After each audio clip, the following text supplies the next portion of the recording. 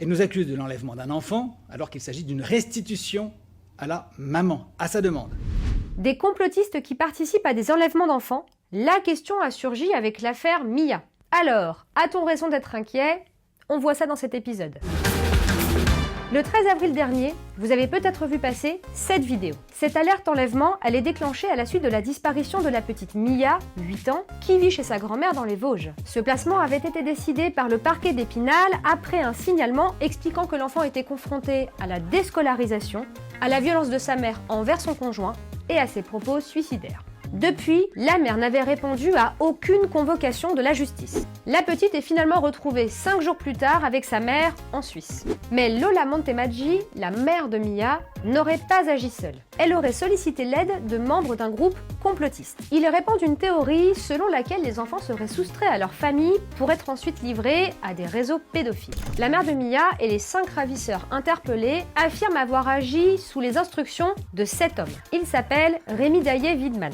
Il a 54 ans, il s'est exilé en Malaisie et il assure préparer un coup d'État en France. Je prendrai la tête de la France, si Dieu le veut. Il partage ses idées à travers des vidéos sur les réseaux sociaux dans lesquelles il développe ses nombreuses théories complotistes. Et il déclare notamment vouloir stopper les placements abusifs d'enfants. Pour lui, l'enfant a simplement été restitué à sa mère. Rémi Daillé-Widmann fait l'objet d'un mandat d'arrêt international pour avoir joué un rôle dans l'enlèvement de la fillette. Mais alors pourquoi ces théories sur des rapts d'enfants sont-elles si partagées? Et surtout, pourquoi sont-elles si populaires?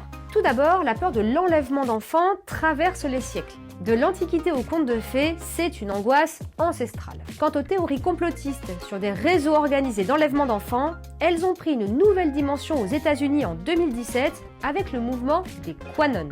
Les membres de cette communauté croient notamment en l'existence d'un réseau pédophile et satanique constitué de l'élite du Parti démocrate américain.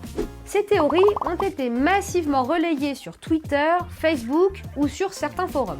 Aujourd'hui, les théories QAnon touchent des publics variés et s'exportent hors des États-Unis. L'autre point qu'il faut souligner ici, c'est l'émotion suscitée par ce genre d'histoire. Dès qu'on en parle, ça nous prend aux tripes. Ça évoque des affaires criminelles terribles. L'affect va donc venir altérer notre perception des choses et notre lucidité. Et cela peut même aller plus loin. Avec l'enlèvement de la petite Mia, le complotisme prend un nouveau tournant. Il y a passage à l'acte. Alors, même si ces théories complotistes semblent marginales, elles peuvent avoir un impact et une ampleur considérable. Et ça peut même aller jusqu'à des affaires pénalement condamnables. Évidemment, comme à chaque fois, si vous souhaitez approfondir le sujet, rendez-vous sur la rubrique Fake Off de 20 minutes.